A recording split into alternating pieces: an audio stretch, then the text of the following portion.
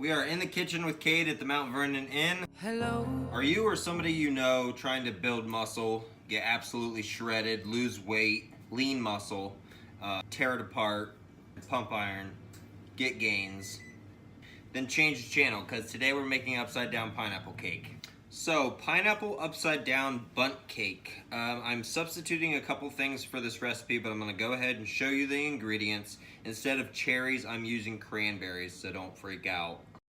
So reading it like a book, I have 2 cups flour, 1 1/3 cup sugar, about 20 ounces of pineapple, a half of a cup of pineapple juice, 1/3 cup brown sugar, 2 eggs, a handful of cranberries, a third of a cup of milk, 2 teaspoons vanilla extract, half of a teaspoon of salt, 2 teaspoons baking powder, 12 tablespoons of butter, and then 2 extra tablespoons of butter for the glaze. Yes, I realize that's not how you read a book, in America at least, but it made sense. There's the ingredients. I'm gonna go ahead and put the 2 tablespoons of butter and the brown sugar into a saucepan. Let that melt down. I'm gonna add 2 teaspoons of the pineapple juice. Whisk it vigorously. I have a cupboard open. Sorry, boss. Anyway, mix that vigorously, let that simmer down, and then we're gonna pour that into the bottom of the bundt pan, and then I'm gonna add the pineapple and the cranberries as the top once you flip it. So let's get started. The only gains I get are from whisking. Whisk it real good. All right, that's done. So now I'm just basically going to make the batter. So it looks like I'm going to be creaming together the butter and the sugar, and then I'm gonna add the eggs and the vanilla and the milk and the pineapple juice, alternating with the flour, and then that's basically gonna give us our batter that we're gonna pour over top of that beautiful pineapple cranberry caramel mixture that we have soaking in the bundt pan.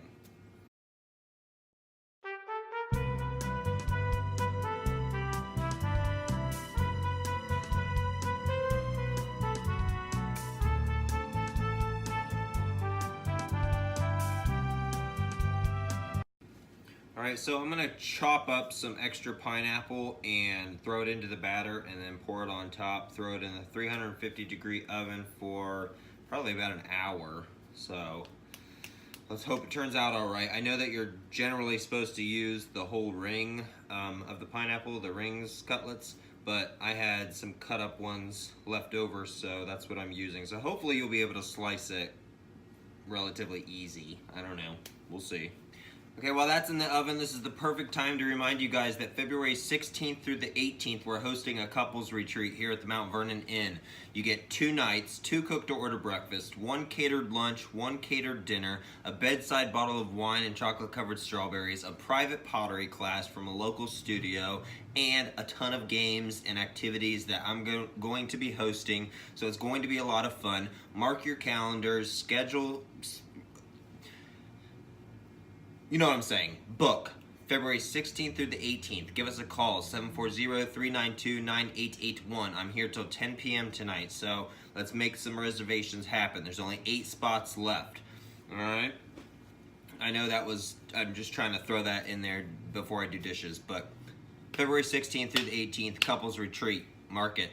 All right, well, it's been out of the oven for about 30 minutes. I went ahead and put it in the freezer just so it could solidify because I was anxious of my flip.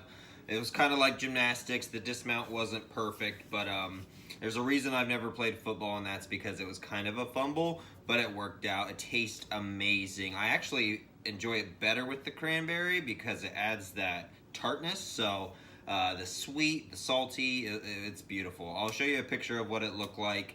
That was interesting to say the least. And then remember, February 16th through the 18th, couples retreat. So keep that in the back of your brain if you're interested. It's been fun. It's been real. See you next time.